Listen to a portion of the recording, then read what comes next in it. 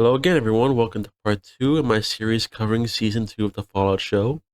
Given how bad episode 1 was, there's no way it could get worse, right? Well, strap in and get ready for disappointment. The episode starts with a shot of Shady Sands, and it's thriving. We see the young Maximus strolling through the town, citizens enjoying a carefree day, and some NCR soldiers, along with a few rangers, marching along. So the subsect of fans saying Shady Sands was in decline as an excuse for the wording of the chalkboard timeline saying the fall of Shady Sands happened before it was nuked. I'm afraid this episode proves you wrong on that. I am so sorry. We see Maximus's father getting some water from a pump and checking it for ads, and shown to be radiation free. He's astonished talking to his wife about how there's so much clean water here and how they don't have to ever worry about rations again. So, given this dialogue, we could assume they just recently moved to Shady Sands since a regular longtime citizen wouldn't be surprised and raving about this, right? It'd be there every day. As a side note, it's strange to have someone as large as him talking about how they don't have to worry about rations anymore. Judging from your size, sir, I can only assume you ate all those rations you mentioned before by yourself. Patrolling the Mojave almost makes you wish for a nuclear winter. Patrolling the Mojave almost makes you wish for a nuclear winter. Patrolling the Mojave almost makes you wish for a nuclear winter.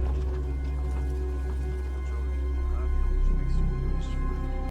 Couldn't even wait 5 minutes before taking something from New Vegas and butchering it, could they? Okay, so for anyone who somehow doesn't know, this is a line from New Vegas that NCR soldiers would sometimes say as you walk by them. It even became a meme in the New Vegas community. So having the soldier saying it over and over again as he's walking, it's just a sad attempt to pander to anyone who knows about the meme.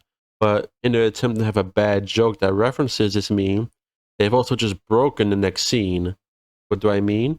Well, let me show you first and then I'll explain. Put it in the tent over there. One day you might be as good as me. No, think I'm so? better than. I don't know about that. Come on, let's go see what the caravan brought to town. Yeah. Makes you wish for a Stay close, buddy. Excuse me. Hey, Patrolling the Excuse me. Mojave almost makes you wish for a nuclear winter. somebody call the doc? He's on his way. Patrolling the Mojave almost makes you wish for a nuclear winter. Patrolling the Mojave almost makes you wish for a nuclear winter. Patrolling the Mojave almost makes you wish for a nuclear winter.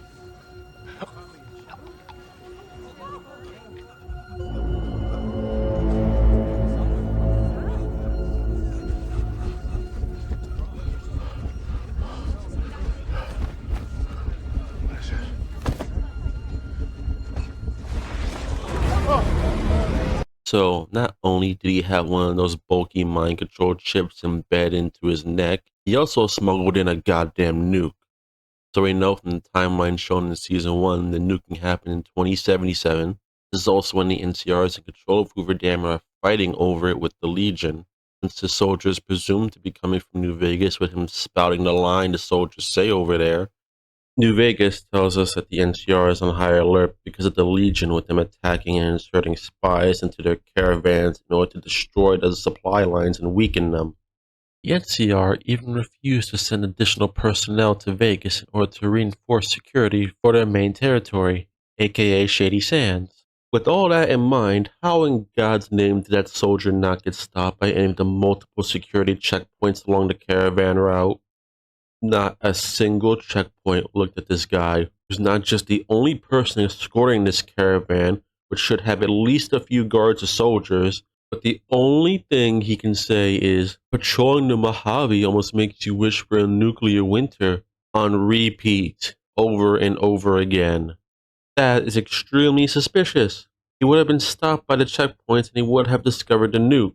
Even the most brain-dead checkpoint soldiers would see something is up and stop him. No one, not even the soldiers who were patrolling the city itself, stopped him before he got far into the town. Don't worry, guys, the utter stupidity doesn't stop here. Now tell me, what do you think the capital city of the largest faction would do in this situation? Maybe set some guards to watch the nuke as they evacuate citizens and call in a bomb squad or an expert who can disarm it. Maybe even try to move the nuke out of the city. After all, it's still sitting in the caravan cart, right? Everyone run! Run! Go! Go to your mom! Go!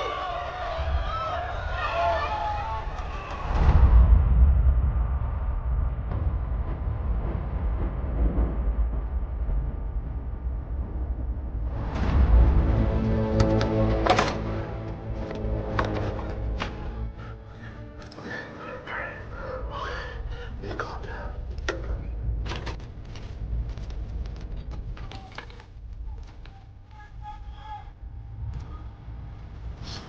Relax. Okay.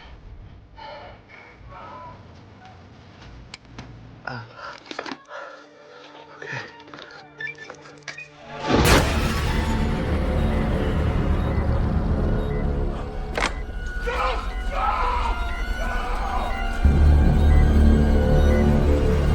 No, instead, Maximus's father, a new citizen, yells for everybody to run away, and then, instead of waiting for the people to fully get away to a safe distance, he decides to start tinkering with the nuke himself. All while there are NCR soldiers standing right next to him, just letting him mess around with the nuke that can kill them all in an instant. Not a single soldier or ranger tries to take charge of the situation. No, instead, this random new civilian takes over and does the dumbest thing you can do in this situation. So, he fails at disarming it, and then runs away as well as the two soldiers who just stood there and let him play around with the nuke. Hey, go get your kid. Oh, God. Yep. That's okay. Come here. That's okay. Oh, yeah. Come here. Okay. Hey, son. You're scared. Now listen. I'm gonna need you to stay in here. Okay? Somebody's gonna come get you out, but until then.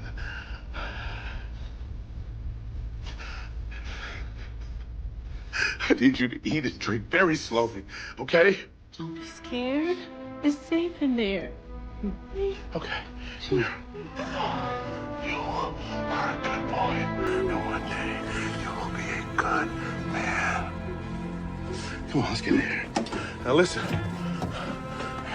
It can be tough out there, but as long as we leave it a little bit better than we found it, we did okay. Daddy! No! So Maximus's dad bursts through the door and then starts emptying out the fridge. He even tells Maximus to eat and drink very slowly until someone comes for him, after he just threw out all the food out of the fridge. Ah, yes, Maximus, remember to eat and drink the radiation-filled air very slowly. He then says he's a good boy and that one day he'll be a good man too. As long as we leave the world a little bit better before we found it, then we did okay. Maximus would then go on to steal, lie, abuse, and threaten, and hurt people for his own selfish satisfaction throughout Season 1. Well, at least he inherited his father's stupidity. Let's just get it started. Hey, we did good. We raised him. Hey.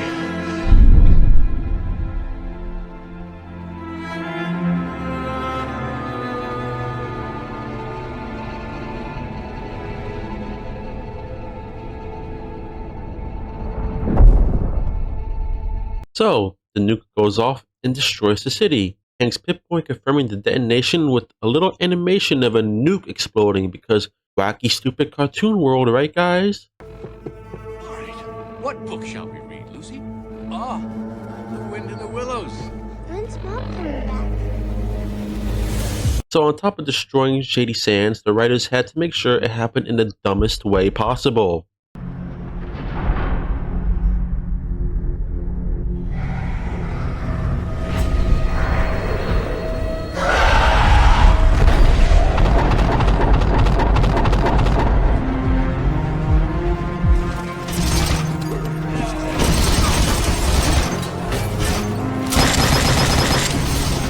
So now, back in the present, we see Maximus mowing down feral ghouls in the same power armor he stole in Season 1, the claw marks still visible on it. Because no, they wouldn't bother to repair it or give him a new set of armor.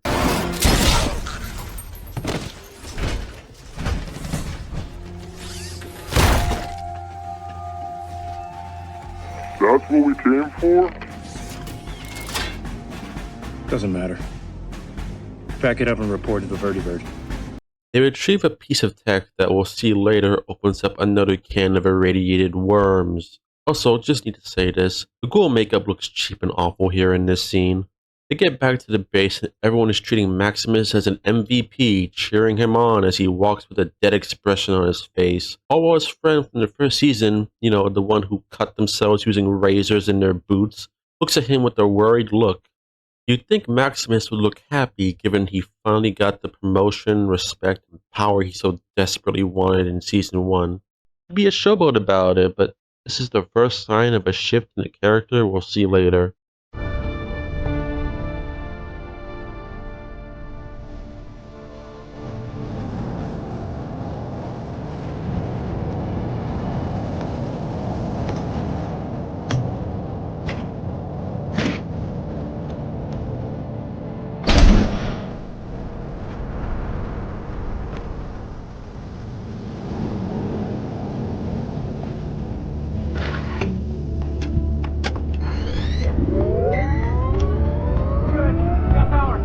Now we cut to two people walking through a playground in the desert with absolutely nothing surrounding it. They then open up this big toy rocket ship, which wasn't locked in any way, shape, or form, to reveal a control panel that they then power up using a fusion core.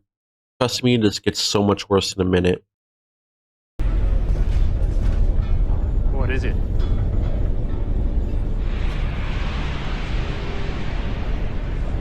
The key to our new home.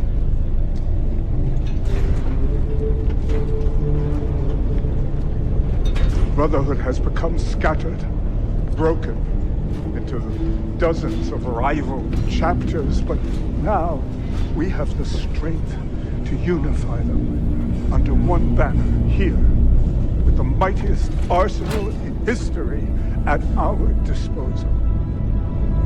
So we cut to a scribe plugging in the tech that Maximus just retrieved as the elder yaps on, saying, the Brotherhood has been scattered and broken into rival chapters, but now they have the strength to unite them all again. So again, the Brotherhood is just whatever they want to be to tell the stupid story they want to. The Brotherhood hadn't been shown to rival each other before. At most, we got Lions in Fallout 3 going against orders and being cut off, but he just wanted to help the Wastelanders. It wasn't about gaining power to usurp or destroy other chapters. In fact, they were overwhelmed during the conflict with the super mutants to a point that they had to recruit inexperienced Wastelanders to make up for their lost numbers. In fact, Maxon had taken over that chapter and re-established connections with the Brotherhood back west, uniting them. But don't worry, that'll actually be addressed later on.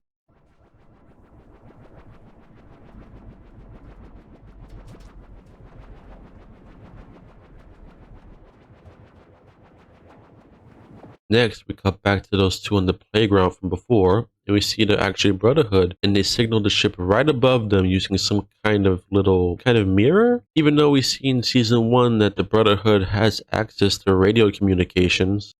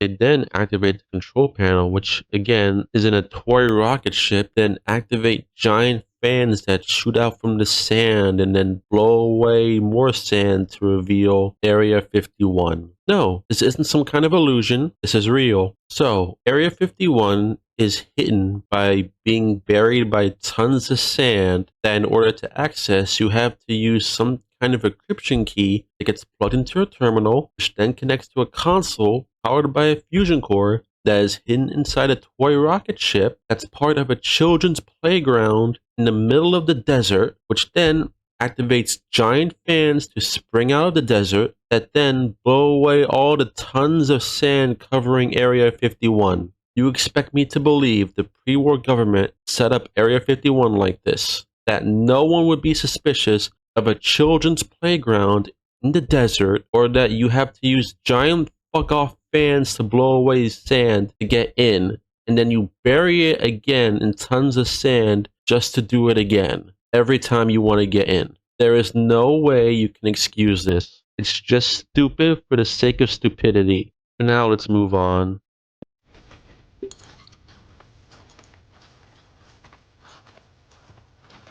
Water.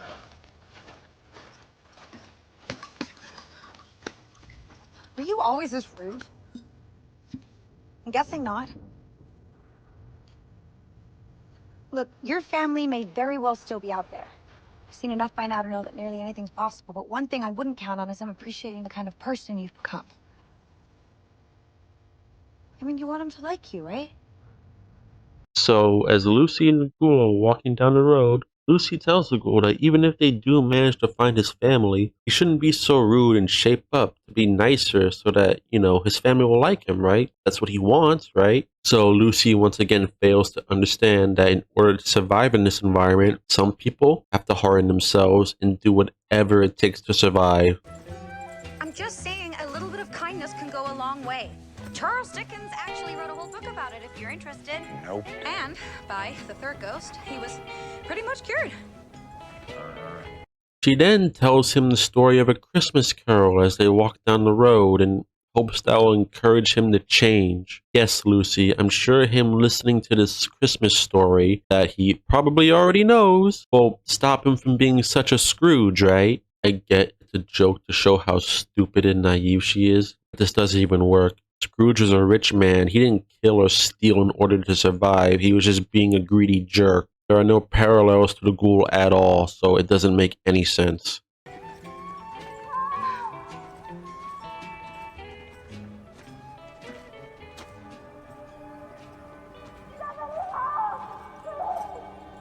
I think it's coming from inside. So as they continue walking down the road, they hear someone scream for help in an abandoned pre-war hospital, which is another location that didn't exist in the game. I'm sure there are some people tired of hearing it, but if they wanted to add new areas, just have them be made post-war. At least then you can make the argument they were created during the time gap between now and New Vegas. For any pre-war locations, they should have just been outside of Vegas. But since they had Novak be the first location we see them in this season, and they're just heading to Vegas, it's too late to do that now. So they go down deep into the hospital basement, which makes you wonder, how could they hear that woman's screams from the road outside the building? Again, don't think about that. The writers hate when you use your brain to think about anything. Help! Help! Help!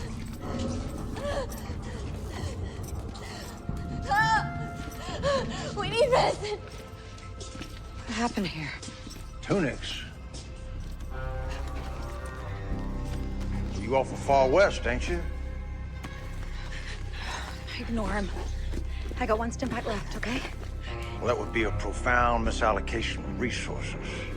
Folks in them outfits don't deserve saving.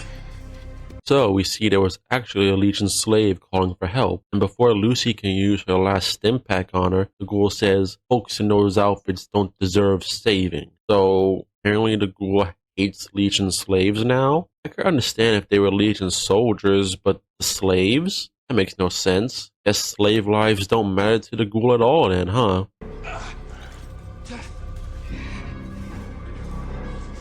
Another one.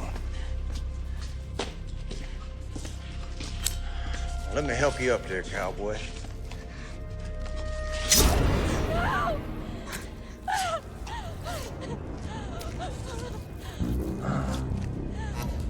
But you did lead us to dinner. So we see another hurt slave, and the ghoul walks up acting like he's going to help him, only to then slit his throat and eat some of his flesh. Okay, so I'm convinced the only reason they have him eat people is because he's a ghoul, and ghouls equal zombies, right guys? So he has to eat people. No, no, not her too.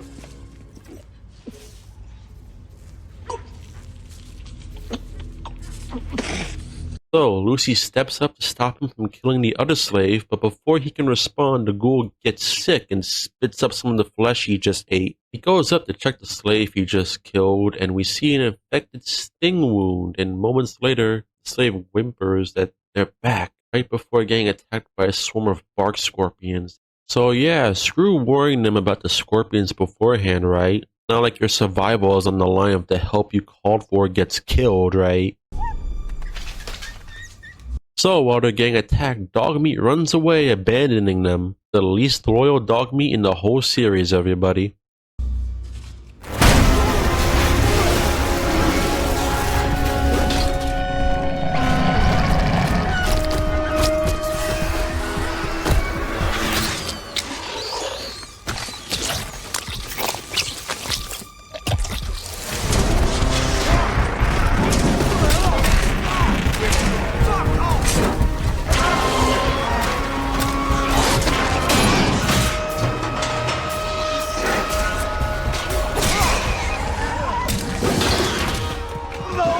Once Dogmeat escapes, a rad scorpion bursts through the door as the ghoul desperately crawls back, trying to fight it off.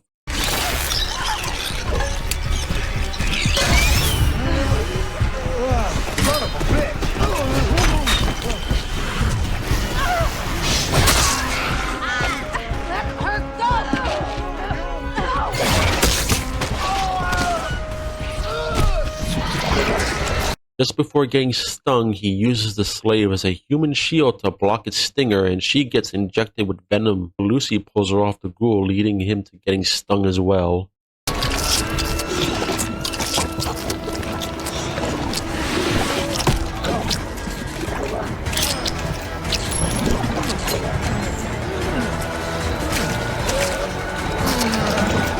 Fuck you, sweetheart!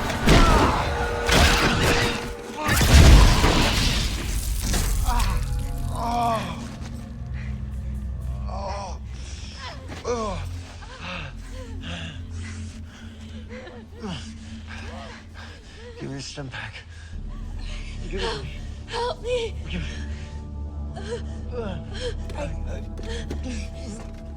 I only have one. Please. Give it to me.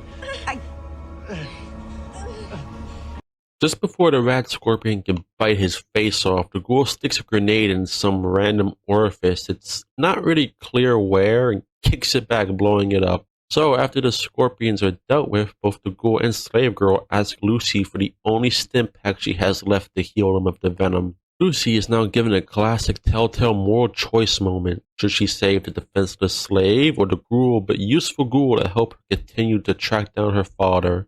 Give it to me. Oh. Fuck you. She'll die without it. You won't. So, Lucy chooses the defenseless slave girl, saying she'll die without it, but the ghoul won't?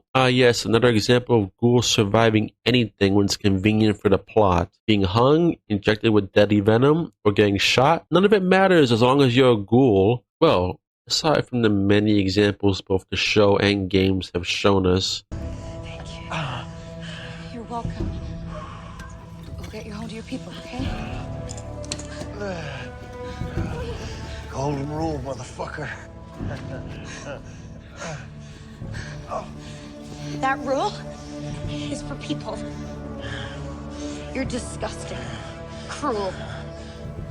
So Lucy has now decided to escort this woman back to her people, as she says. So the ghoul reminds her of her golden rule to help and treat others as you treat yourself, etc. But Lucy says that only applies to people, calling him disgusting and cruel, which she's not wrong about. I am nothing like you.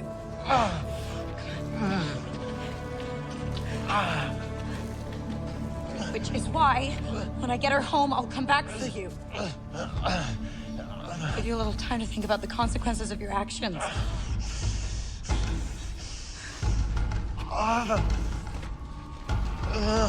Okay, so Lucy just decides to abandon the ghoul, saying she'll come back for him when she gets the woman back home.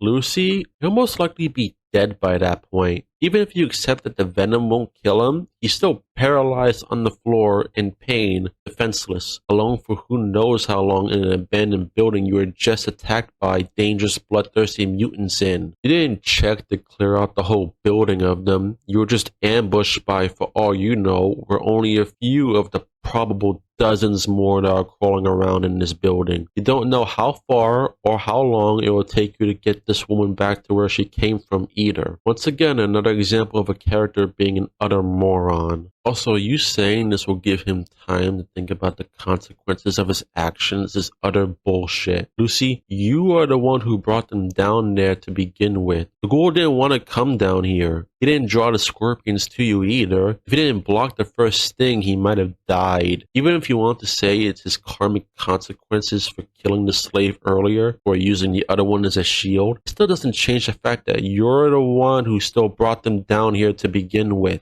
On top of you being the one to decide to abandon and leave him in this dangerous environment completely defenseless. If he somehow manages to live through this, don't be surprised if he decides he's better off killing you and looking for Hank on his own. That'll be your consequence for leading the both of you down there to begin with and leaving him there alone to die. So if she just leaves with the slave girl, I'm sure that'll work out fine. So, continuing from last episode, Norm has just unfrozen all the residents of Vault 31 like he said he was. Well, I say all, but we still see active cryopods in the back area with only a small group of 31 residents unfrozen. So, that's a blatant mistake on the show's end.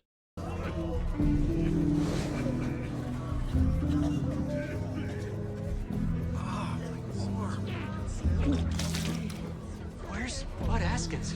Has anyone seen Bud Askins? I'm sorry, why are we all here? I thought this was going to be more of a one-by-one situation.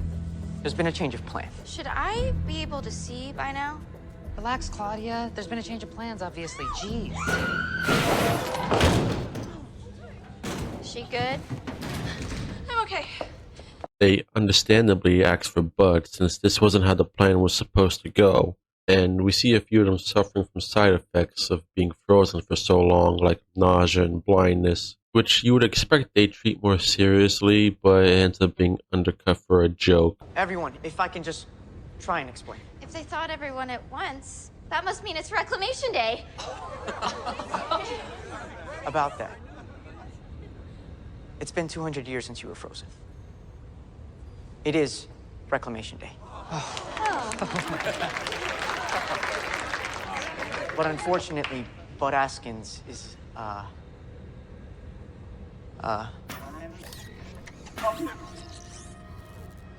Askins is dead. What? Oh, no.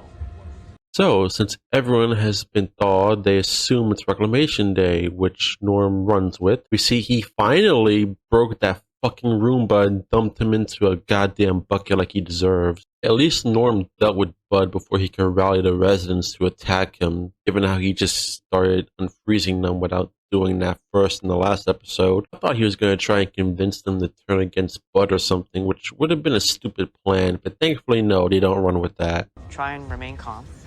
We need to figure out a way to get out of here. Together. Get out of here. Wait. You're saying we're trapped? Is there someone else that we can speak to about this? Please. Please, no. Oh. Everyone. Takes me to eat. You just try and stay focused. Someone ate all the crackers from my welcoming kit? We're all gonna die. We're all gonna die.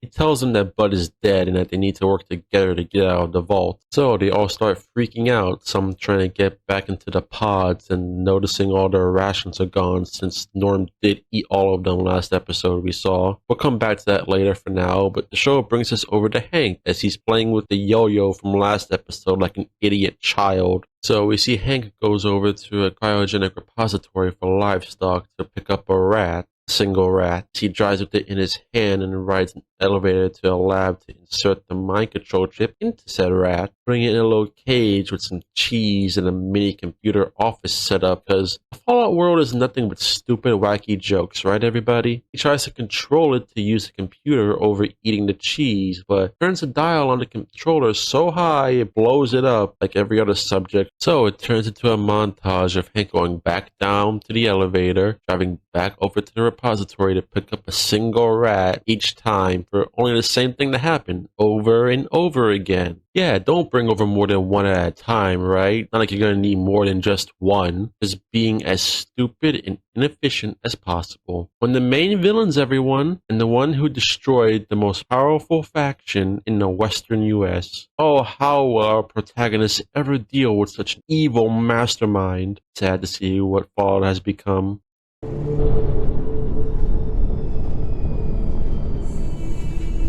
Yeah, so having this sign with no trespassing and photography is kind of useless given how they bury the whole area in tons of sand when it's not in use.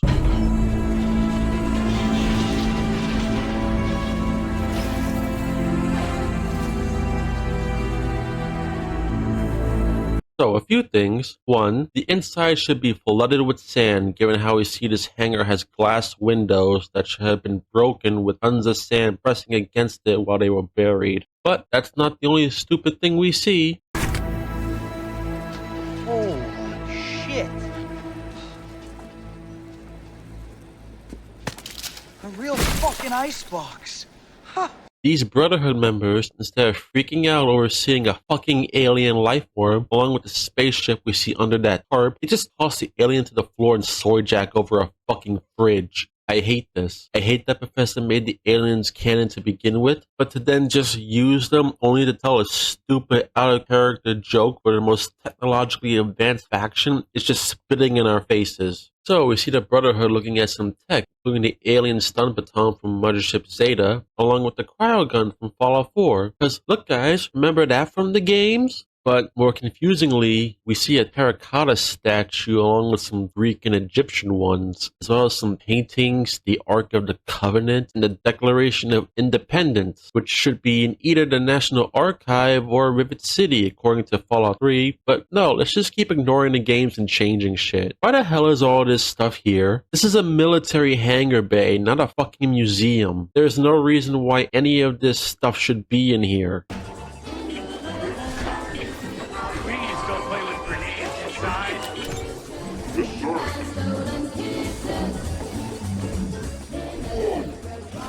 Shitheads. Let's see what this man can do.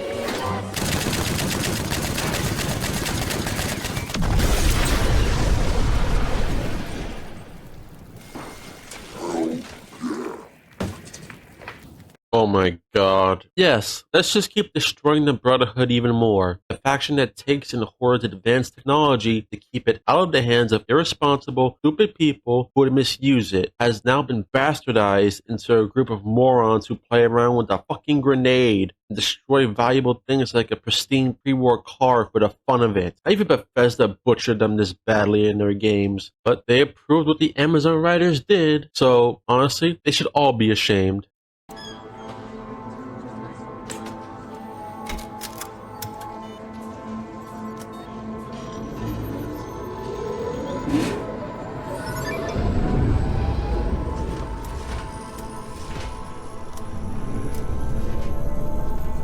What do you think I'll do with it? Nothing good. I mean, yeah, given how fucking stupid they made the Brotherhood, but yeah, why are you complaining? You're a part of the Brotherhood. Like, you're good for Ed Maximus. You even told him last season that he should stay and not try to run away with Lucy like he wanted to. You celebrated your victory last season with all of them, and you even got Maximus promoted to begin with, even though you didn't have the authority to do so. Why do you do that? So we move to Maximus, talking to a young Brotherhood member, asking him why does he wash himself? Because typically people don't like to be dirty and it helps prevent sickness. You're not a toddler, you should know why people clean themselves by now. Oh wait, I forgot, they made all of you complete morons. Because it's important.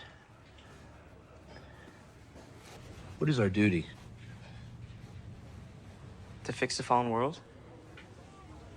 Sometimes. In order to make a big problem something you can handle, you gotta make it small. So we start by bettering ourselves. And you can do that in all sorts of ways, you know. Self-discipline, generosity, valor. And not smelling really bad. Okay, so stupid dialogue at the end aside, this is what I meant earlier. This character is not the same Maximus we got in Season 1. He stopped the two chuckle fucks earlier from blowing themselves up, and here he's talking to this kid about self-discipline, generosity, valor, values that he absolutely did not hold or practice at all in the first season. They've changed the character completely without any real development. There are two reasons I think they did this. One, this character was very disliked by many people who watched the first season, so it was changed to be more likable for the general audience. The second reason, which I believe is the more prominent one, is having the only black protagonist in your series be a selfish, greedy, lying, idiotic, violent person who had literal chimp out moments probably didn't look good to the general audience.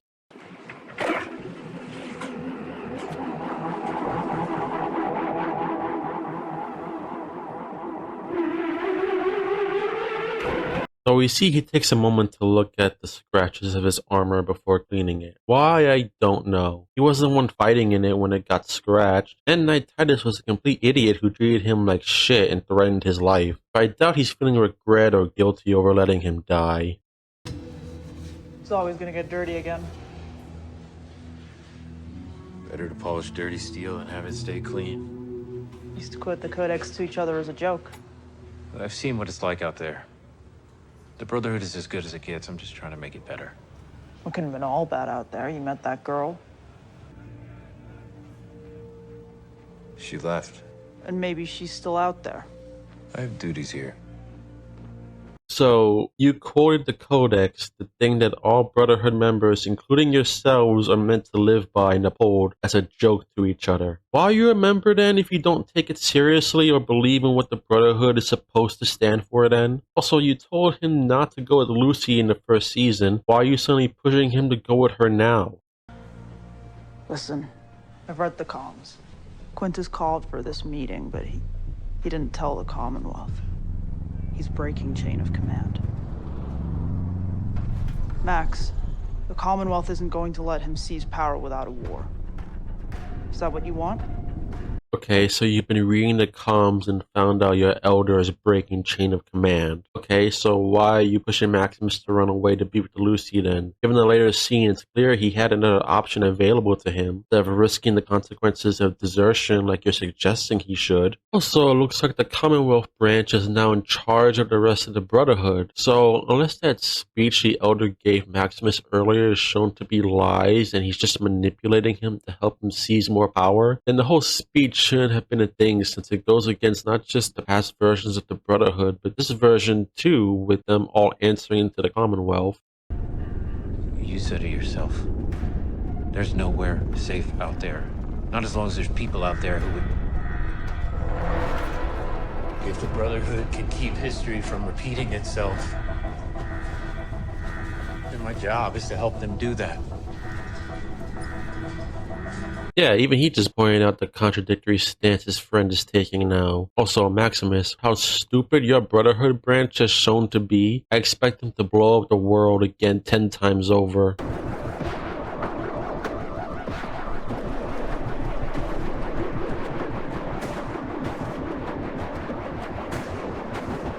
So we see 3 other Bedouins flying in. I guess the Brotherhood can just shit out as many as they want now with no problems. Great. Welcome to all who've traveled from afar for this most auspicious meeting. From the Grand Canyon, from Yosemite, from Coronado. It's been decades since we gathered to renew our shared and noble purpose. Okay, so I have no idea what the hell that one elder has on his head, but it looks stupid. Also, decade? Do you mean just you four or other branches in general? If you're referring to the latter case, then that can't be true, since the Commonwealth Brotherhood would have to meet with and gather other branches to have them all agree to them being in charge now. No way it was just done over the comm system. Where the hell is the Commonwealth, Quintus? We should be here. And if they were here, what would happen? They would take the relic and give us nothing in return. Well, yeah, you guys have shown yourselves to be utter idiots. No one in their right mind will let dumbasses like you keep an unlimited power source. Honestly, you guys shouldn't be allowed to stay in the Brotherhood at all. Given how the Commonwealth has let you stay, tells us that they're idiots too. Does that seem fair to you? No. That's taxation without representation. It's un-American. Okay, so you are not the Enclave. Being un-American shouldn't matter to a group that was founded by people who deserted the U.S. military to begin with. But what you're suggesting would lead to civil war. With the Commonwealth. They kick our fucking asses. Not if we stand together. With the power of the cold fusion diode, we can power airships, armor. We can defeat the Commonwealth. United under a common banner. Your banner.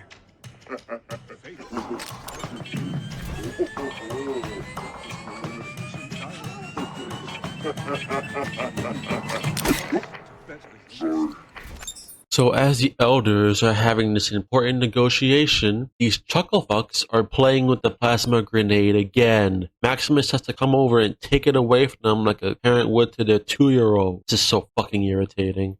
The chapters have grown apart over the years. And mine doesn't go in for any of this religious shit. Yeah, and where we come from, women don't get to talk. Cunt. Keep talking and I'll carve you one. Look, the Commonwealth pretty much lets the canyon rule itself. So, as far as we're concerned, everyone else, go fuck themselves. Especially you. You just like that they let you fuck robots. That was one squire, and he was well within his rights. Okay, so your chapters have grown apart over the years, but you all agreed to unite under the Commonwealth's leadership, which should have been a recent development too, since the Brotherhood did not arrive in the Commonwealth until 2287 to establish themselves over there. And the show takes place in 2296. That's less than 10 years. So they have the religious aspect they added limited to this chapter of the Brotherhood, and then go on to tell us that every chapter has different ways of doing things. Like one of them doesn't let women talk, and the other allows its members to fuck robots. So they're using the excuse of it's a different chapter, so of course it'll be different, but then why make them Brotherhood at all if every one of them is so different? Just make your own faction and stop reusing the Brotherhood, especially if you're just going to keep butchering them over and over again like you have been. We have our differences, but there is something we all agree on.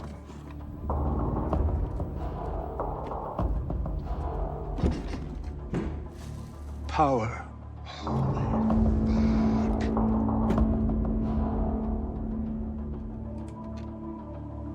How many of those can you make? More than all of human history could ever consume. The Codex does say that violence against a fellow brother is forbidden. But I suppose the Codex is open to interpretation. Open to interpretation. Okay, so how can you interpret violence against a fellow brother is forbidden in a way that'll let you start a war exactly? Are you going to say it's not violence? Or say they aren't technically our brothers so we can kill them? Knowing the show, I wouldn't be surprised if it was something stupid like that. We will get back to that later. Now we're back with Lucy escorting the Legion slave while still not knowing she's a slave, as she compliments the rags that she's wearing. Yeah, Lucy, the potato sack she's wearing looks lovely. I'm headed to Las Vegas. You shouldn't. Oh, I have to. I'm looking for someone. You should go home. I wouldn't want to see you get by the wrong people. Okay. So are you saying there are the right kind of people to get by? Are the Legion the right people or the wrong people? The fact that Lucy doesn't pick up on this obvious red flag from what she just said, or the Legionnaire is looking down at her from the cliff and decides to run deeper into the woods after her. It's just a show of how fucking stupid and brain dead she is. Also, why aren't the Legionnaires capturing her here? She's alone and she's clearly spotted them now. So why don't you just jump in and grab her? But forget all that. Let's check back in with Norm, everybody. This is not what I signed up for. I want to go back. How do I turn my cryo back on? That's not how it works. If you could just listen to me. Listen to me! Who even are you? Seriously. I'm the product of 200 years of genetic engineering. Part of a race of super managers. And all of you have been selected to be my staff. You think we've been left locked in Vault 31 by accident? You think Bud Askins made mistakes? Never.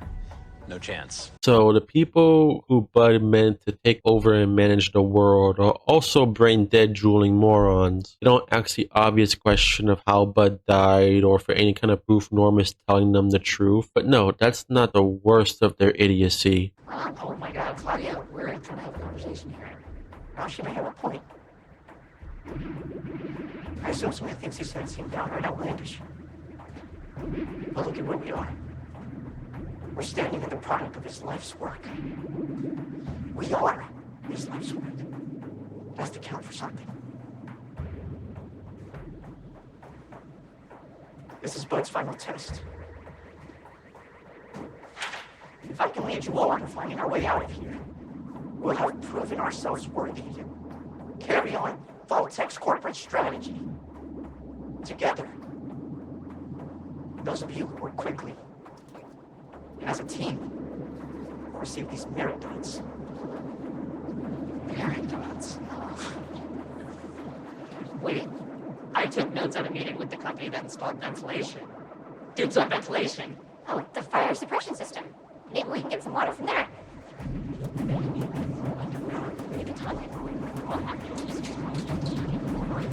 Norm tricked these pre-war people into listening to him for a fucking band-aid, thinking there's some kind of special merit badge they can earn. Even hearing one of them suggest digging a hole further down, get out. Yeah, just dig your way to the other side of the world, you fucking idiots. We're back with Hank, who's moving on from using rats to people they had frozen here too. So he's using people who I'm assuming weren't meant to be used as guinea pigs, with him referencing to signing up for the Elite Plus program and reading the fine print, but Hank admitting he doesn't know what's in the fine print of whatever contract he signed. It's all moot regardless, since there's no law or government that will enforce it, but still. I noticed on your file that you had a family, but you only bought a ticket for one. It was expensive. You can't put a price on family, Steve. We were very clear about that in the advertisements. Family is the first building block of civilization. What are you doing? I'm improving a piece of outdated technology. Civilization. You were the one who genocided an entire city full of families because your wife hucked you. You were in no position to moral grandstand someone. Also, civilization is not a form of technology, you dumbass. It's the social structure of humanity. Moving on.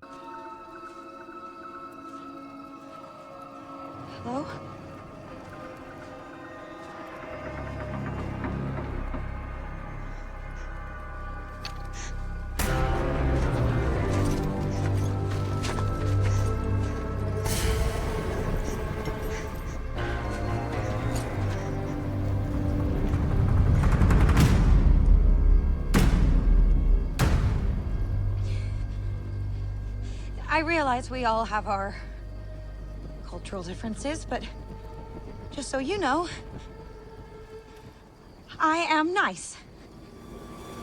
So Lucy kept wandering into the forest until dark because she's a damn idiot and gets captured by the Legion, which should not have taken them this long. Also, why are there pig heads on spikes here? The Legion doesn't do that. They crucify people. And apparently there are normal pigs in Fallout now? If that's the case, why are you wasting pig meat like this? That makes no sense. We are back with Norm and a new dumbass crew who are using each other to make a human ladder to unlock a maintenance hatch. Hey morons, there's a ladder next to some empty pods on both sides you could use to get up there. Did being frozen for so long also give you brain damage? Lead the way, boss.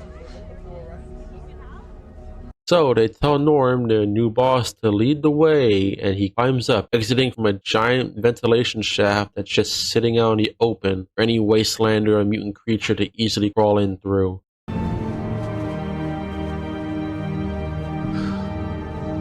dirty. Oh man, the mall's gone. It's beautiful. So they get a view of the destroyed Bay Area, and instead of feeling shock or sadness from seeing the world they once knew reduced to this, we get one guy complaining that the malls are gone now. For once. And you writers fucking take something seriously. No, you can't, because this is all just a joke to you, isn't it? You have to undercut everything with stupidity and shitty jokes. Norm saying it's beautiful doesn't hit because you couldn't fucking help yourselves from making a shit joke right before it.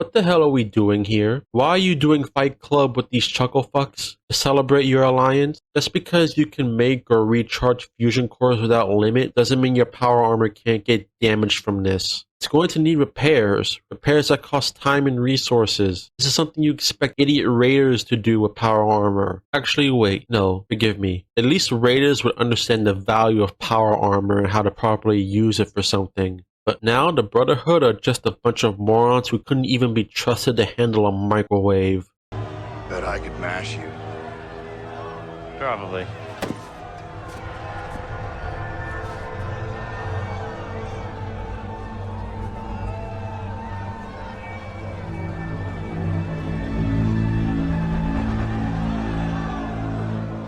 All right, let me get my armor.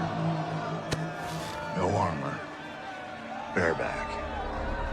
Of course you had to make a sex joke.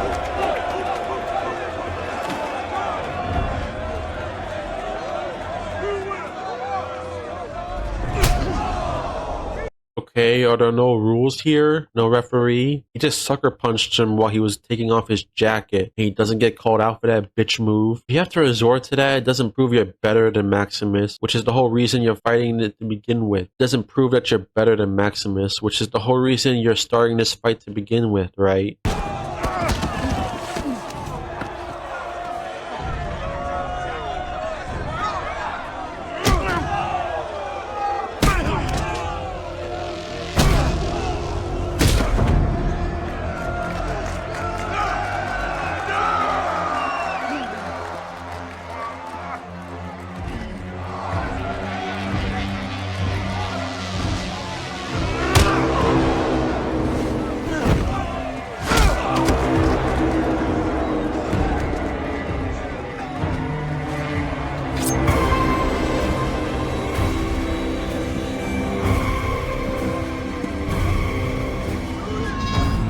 Okay, so he's kicking Maximus's ass, and after getting a single shot in, he resorts to pulling a knife out on him? Dude, you're winning. You don't need to resort to this. Also, why the fuck aren't the elders stepping in to stop this? You allied your chapters. What happened to violence against a fellow brother is forbidden? You're just going to let the knight that you believe killed Moldaver and delivered unlimited energy into your hands get killed?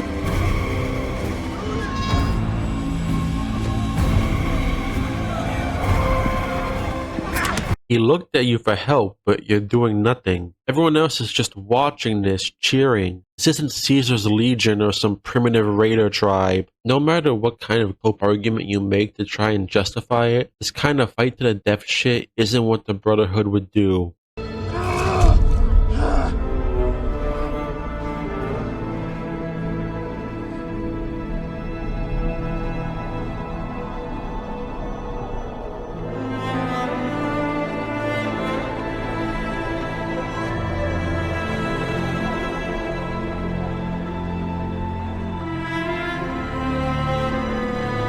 Excuse me, why are you looking at him in disgust and disappointment? Maximus wasn't the one who pulled out a damn knife and tried to murder his opponent. He acted in self-defense, and he's not celebrating it either. The elders didn't step in to help him, and neither did you. Some friend you are, you fucking bitch.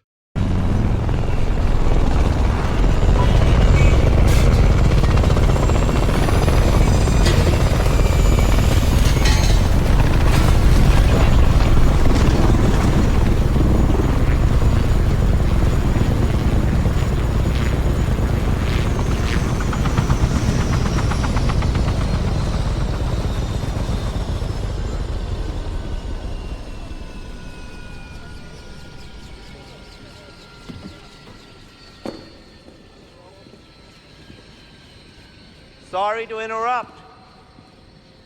Paladin Harkness, liaison from the Commonwealth.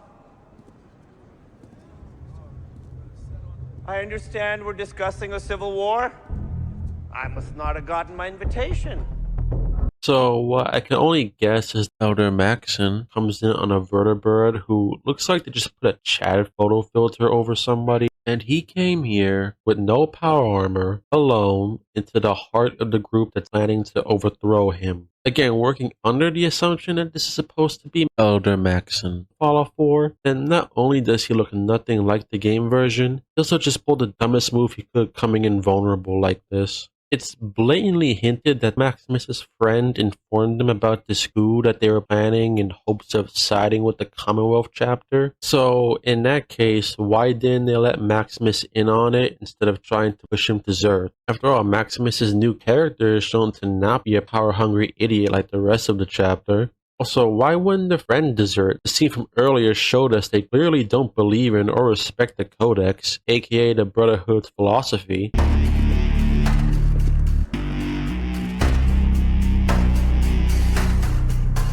So, you walk in here and you see this random Brotherhood member dead on the floor with another one standing over the fresh corpse. And with no context, you just give him a nod in approval. Again, this isn't Caesar's Legion. You shouldn't be okay with this kind of stuff. Well, that's it for episode 2 in this season, and the show somehow keeps getting worse. If this trend continues with each episode, I'm worried I might get brain damage from the utter stupidity of it. The only improvement I'd say so far was Maximus's character, but like I said before, this is a completely different character from Season 1, and they didn't put in the work or show us any character development to justify this drastic change. It was also at the cost of making the entire Brotherhood retarded morons to make Maximus look better by comparison, them having to reel in their stupidity. There are too many stupid and lazy writing moments in this episode to point out. From Shady Sands nuking to Area 51, Vault 31 residents also being complete idiots, to the continued butchering of the Brotherhood. I can only hope things won't get worse from here, but I don't have my hopes up. If you made it to the end of this video, thank you. If you'd like to see more, please subscribe to be notified for the next video. Please also feel free to leave a comment on your thoughts on the show so far. Until next time, I wish you all a pleasant day.